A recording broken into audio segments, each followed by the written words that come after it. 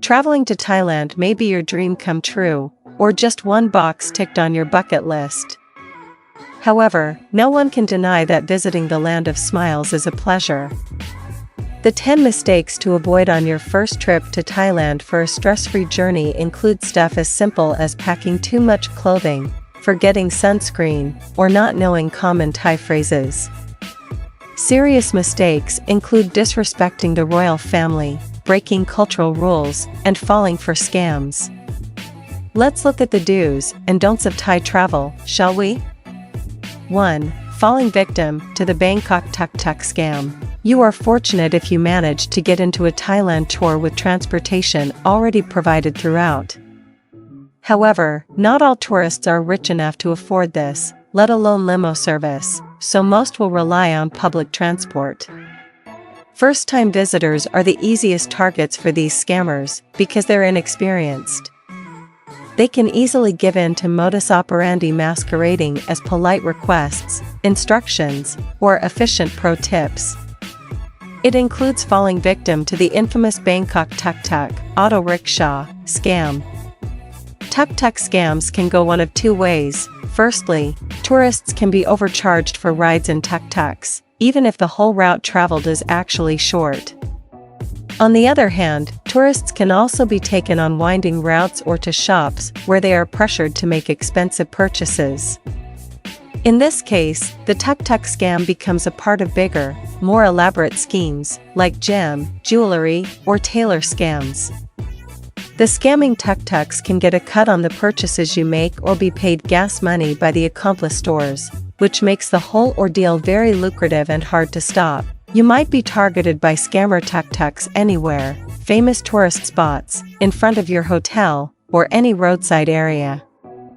They prey on uninformed foreign tourists or people who look visibly tired of their travels. Other transportation scams you should know of. Another transport scam you should be aware of that's primarily found in cities and in front of hotels are taxi scams. These involve taxis using tampered meters or drivers overcharging tourists for rides. Then there are bus scams. Tourists may get overcharged for bus tickets by people pretending to be from the transport authority or lose their belongings stored in and under the bus due to being stolen during stops. Worse, tourists can be approached by shady individuals on the bus.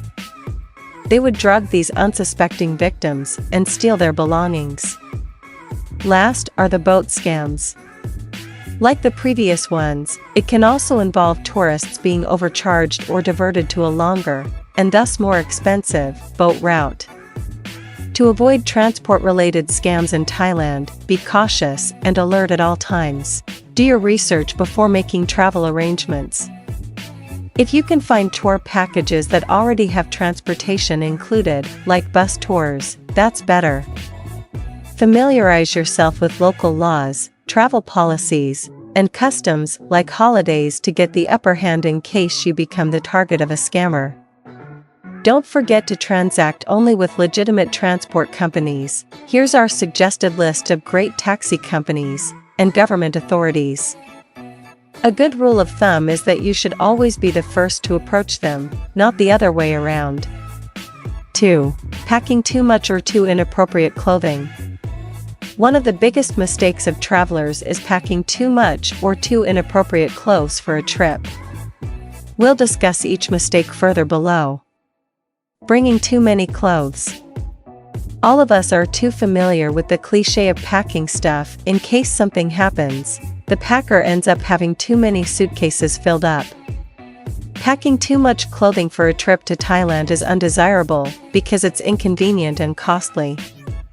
It's not guaranteed that you'll be able to use 100% of the clothing you bring to your trip. Having too much luggage is a hassle, especially if you travel alone and use public transportation.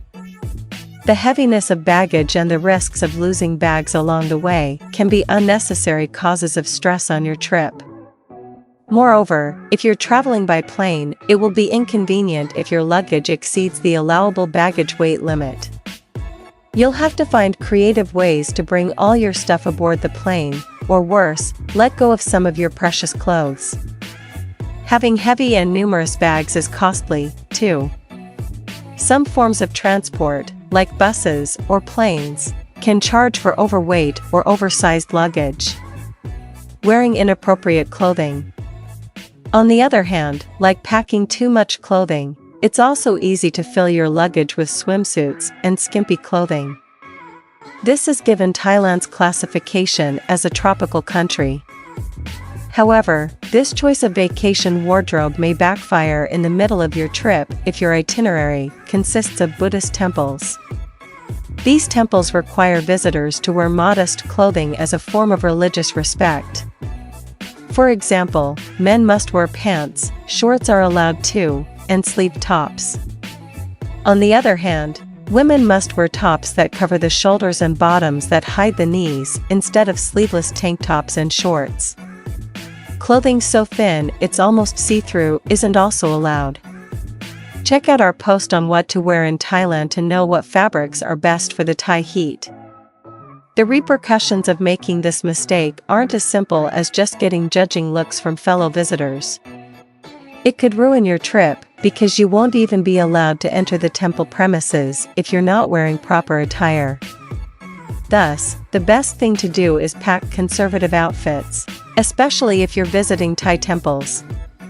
If not, you might need to buy new clothes in local boutiques once you touch down in Bangkok, which will cost you more. 3. Staying in the wrong area. The primary rule for safety in travel, anywhere, is to not visit or stay in dangerous places. Like any other country, Thailand has hazardous areas to travel to because of high crime rates, political and cultural turmoil, and other safety issues. Every visitor should be aware of this critical information by reading the news and other travel advisories. Crime rates are considerably higher in tourist areas and cities like Bangkok, Pattaya, Chiang Mai, Phuket, and Koh Samui. Petty crimes like pickpocketing and other forms of theft are common, especially in areas frequently crowded with tourists. However, that doesn't mean that you should avoid these cities altogether.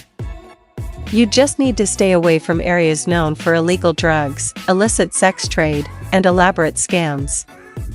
Some places to avoid include Bangkok's Khao San Road, Soi Cowboy, Nana Plaza, Patpong, and the slum areas of Klong Toi district, to name a few.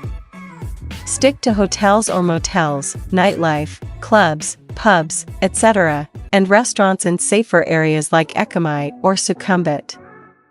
Aside from not staying in unsafe areas, we suggest planning your accommodation based on its proximity to the places you want to visit. Staying the night near tourist attractions you'll go to the next day is the best way to save yourself precious time, energy, and money. You don't want to spend most of your day on the road instead of the attractions just because you booked a hotel too far from that beach or temple you want to see.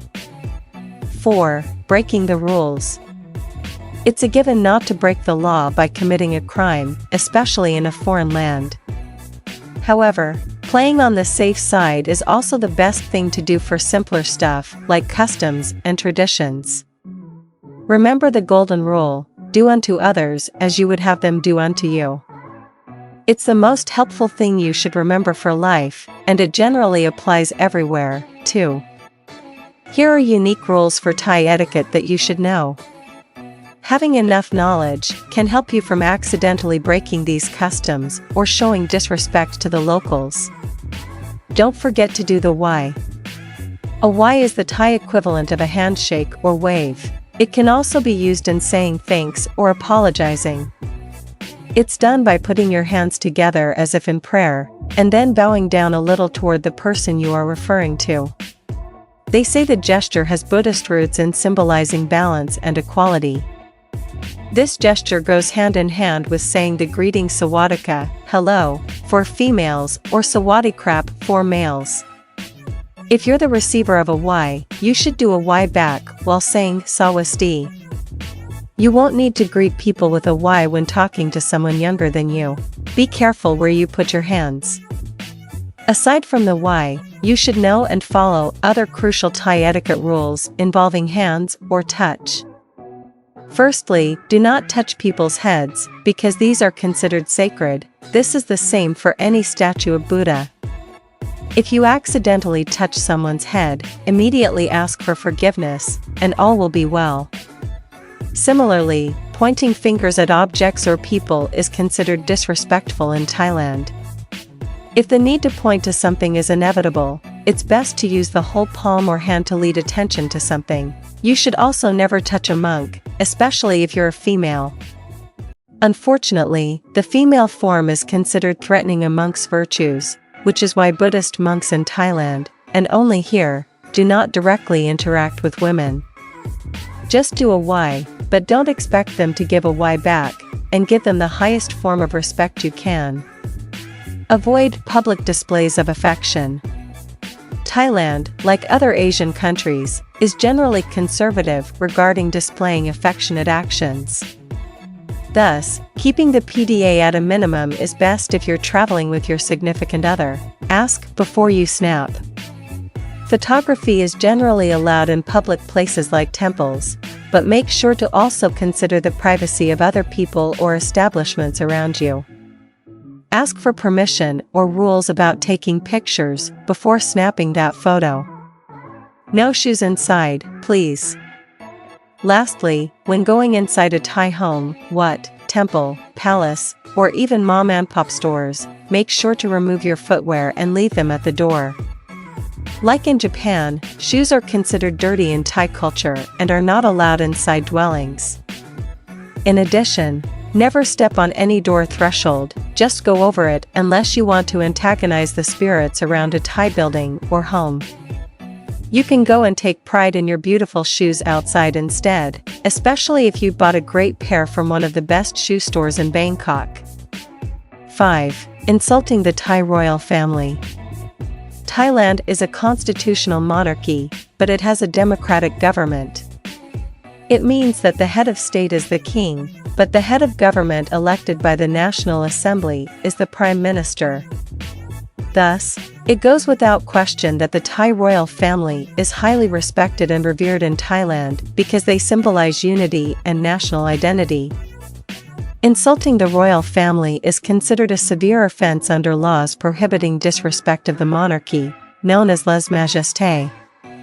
Thailand's lèse-majesté has been in place since 1908, 2451 BE, and is sometimes considered the world's harshest. Section 112 of the Thai Criminal Code states that insulting, threatening, or defaming the king, the queen, the heir apparent or the regent is illegal. Any offender can be punished by imprisonment of 3 to 15 years for each count of offense. Anyone can report someone for this crime, and Thai courts can deny posting bail, even if you manage to get a good lawyer. Therefore, it is best to avoid actions or words that could be seen as disrespectful or insulting toward the Thai royal family. These include spoken or written insults, even online, and gestures or actions that could be interpreted as disrespectful. Destroying or stepping on the pictures of the royal family or not standing when the Thai national anthem is played are examples to avoid. We've further discussed what happens when you insult the government or the King of Thailand, here. Insulting the Thai royal family is the biggest mistake any visitor can make in Thailand. It can drastically affect one's life and freedom, so it's very important to be mindful of customs and laws and respect the royal family and other cultural traditions. 6. Exchanging your money to Thai baht before the trip. You might get the idea of exchanging your home currency for the Thailand baht, THB, way before your trip. It may sound reasonable at first glance, but it's not a good thing to do because of ever-changing exchange rates. Any amount you exchange at home can cost more, great, or less than it could be if exchanged during your actual trip to Thailand. You could lose hundreds of baht if you exchange for a lower rate at home. Pro tip: the best currency to take to Thailand is the US dollar, USD. It can easily be exchanged into Thai baht upon arrival. The best rates are usually in forex places in the cities, not at the airports. Note that conversion of any foreign currency into THB is necessary because establishments in Thailand only accept THB for payments. 7. Bargaining too much or not at all. Any vacation isn't complete without shopping in bazaars and flea markets, especially in tourist hotspots like Bangkok, Phuket, or Pattaya. Just be ready for the struggle between the enterprising shop owners' high pricing for tourists and your wallet. We can't blame shopkeepers for charging tourists high prices, though. The intense competition between stores and the uncertainty in the frequency of making a sale really affects the livelihood of the locals. Thus, it's highly encouraged to haggle or bargain with local shopkeepers. Tourists who don't do so usually get less than what they paid for, meaning the items they purchase could cost double or even triple the actual price. Don't treat the first price of goods or services given by shopkeepers as final.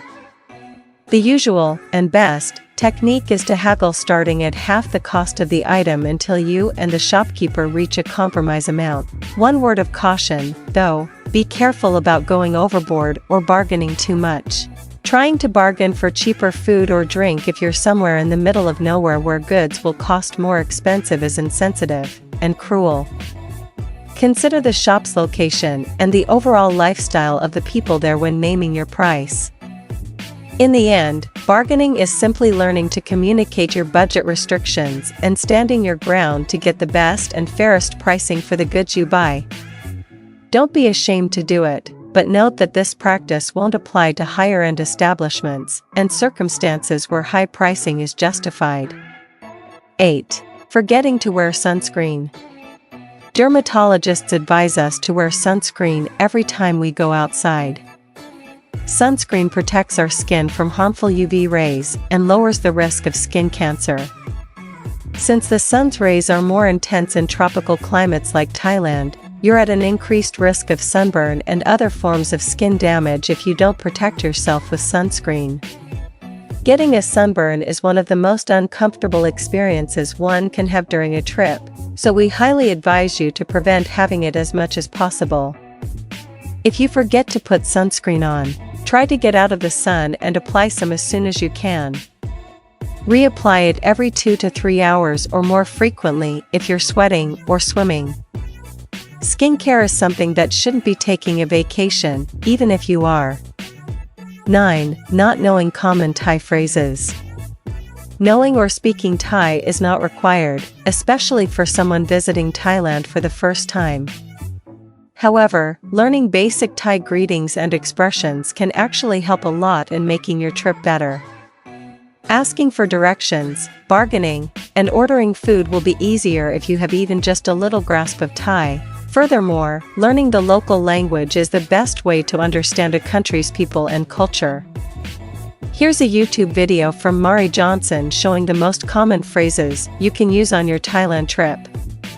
Thai is generally considered tricky to learn because it's a tonal language. This means that different inflections, 5, in this case, can change the meaning of the same word. The language also uses its own script or writing system, abugida. So, if you're dead set on fully reading and writing Thai, you'll need to learn a whole new alphabet that's very different from the Latin ones we're used to. Learning any language is not easy, but we're 100% sure that knowing even a bit of Thai will be worth it. 10. Not purchasing a Thai SIM card. Having another phone number to memorize might not be a welcome thought. However, you might consider buying a local SIM card when you get to Thailand for several reasons. First and foremost is for lesser costs. Using a local, Thai, SIM card is much less expensive than roaming with your home network. Mobile data, call, and SMS charges are definitely cheaper for local-to-local numbers than international-to-local ones. Having a Thai phone number can also be helpful when you need to give your contact information to locals. For example, in hotel or restaurant reservations, locals won't hesitate to call you back in case of any changes because it won't cost them a lot. If your local number gets compromised in any way, it will also be easier for you to get a new one. This will be harder to do if you're roaming with your foreign SIM. Lastly, it's easier to call Thai emergency numbers with a local SIM. Pro tip: here's a list of numbers you can reach if you need help while in Thailand. Agency, hotline. Thailand government. 1111, police. 191, ambulance. 1669, fire. 199, Tourism Authority of Thailand, TAT. 1672, tourism police. 1155.